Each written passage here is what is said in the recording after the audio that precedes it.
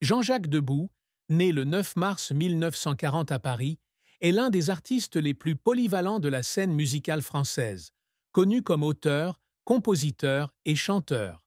Sa vie a été un long voyage jalonné de notes de musique, de son enfance à Saint-Mandé aux scènes scintillantes de Paris et au-delà.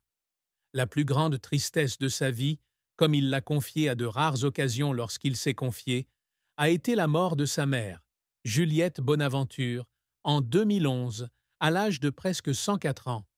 Juliette était non seulement sa mère, mais aussi sa grande source d'inspiration, celle qui lui avait inculqué l'amour de la musique dès son enfance. En la perdant, Jean-Jacques a eu l'impression d'avoir perdu une partie de ses souvenirs d'enfance, l'époque où elle l'emmenait à l'opéra et l'encourageait à poursuivre sa passion. Il a un jour raconté que, dans les derniers jours de sa mère, il s'était assis à ses côtés, lui chantant ses chansons préférées pour lui dire au revoir. Cette douleur, bien que secrète, a laissé un vide incompressible dans son cœur. Une autre tristesse dans la vie de Jean-Jacques a été les difficultés financières auxquelles lui et sa femme, Chantal Goya, ont été confrontés en 2020.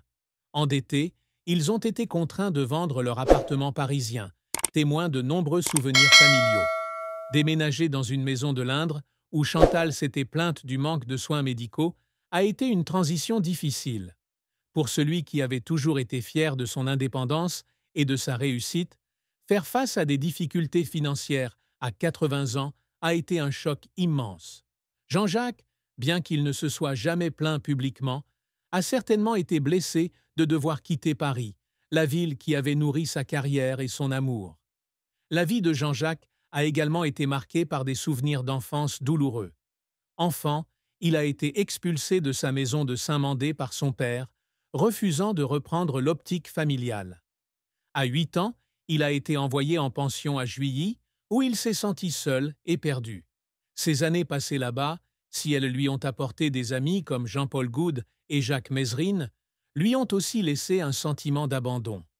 Des décennies plus tard, ces chagrins restent des cicatrices que Jean-Jacques porte en lui, comme il l'écrit dans ses mémoires, où il décrit ces années comme une période difficile qui a aussi forgé sa volonté. La carrière de Jean-Jacques Debout est une longue histoire de passion, de talent et d'efforts acharnés. Dès son plus jeune âge, il est fasciné par la musique. À 12 ans, il intègre une chorale où sa voix claire est remarquée.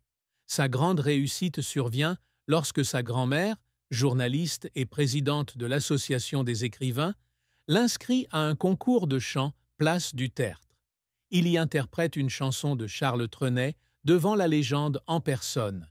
Trenet, impressionné par le talent du garçon, le présente à Patachou, célèbre chanteur et restaurateur.